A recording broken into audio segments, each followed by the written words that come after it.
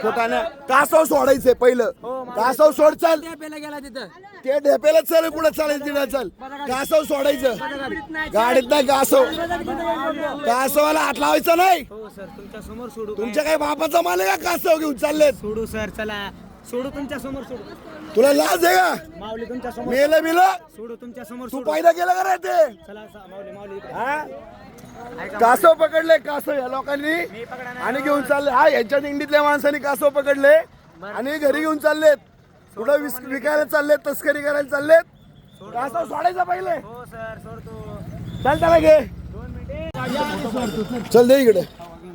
Video टाकू नका. Video delete करावं. करतो आमच्याकडे असायला पाहिजे.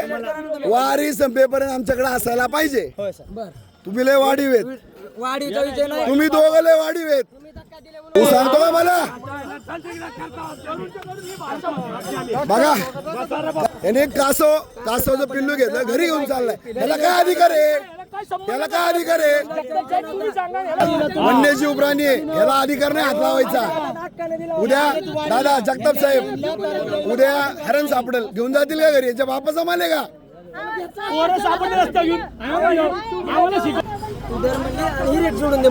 काय संबंध नाही तुझा? तू कसा बोलला मला? जा काय करायचंय कर. काय करायचं? नाही तुझा अधिकार नाही. तुमचा अधिकार नाही कासवाला हात लावायचा कोणाचा. हा सोडतो. चला सोडा. हे कासव आहे. इथली पोरं टवाळ पोरं हे कासव घेऊन काय ह्याचा काळा बाजार करायला चालले होते, तर याची आता सुटका केलेली आहे. काही उन्हाळ पोरं हे कासव त्यांना रस्त्यावरती चालताना कुठेतरी त्यांना सापडलं, तर ते अशा प्रकारे एका बाटलीमध्ये घालून ते त्याला घेऊन चालले होते.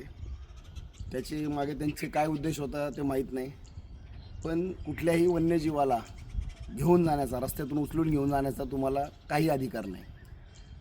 अथक प्रयत्न केले आम्ही, खूप वाद घातले, भांडण झाले, पोलिसांपर्यंत गेलो, त्यांच्याकडून काही विशेष सहकार्य लाभलं नाही. अंततः आम्ही स्वतःच्या जीवावरती हे कासव पुन्हा त्यांच्याकडून मिळवलं आहे आणि आता ते या नैसर्गिक अधिवासामध्ये सोडून देत आहोत. धन्यवाद. रामकृष्ण हरी.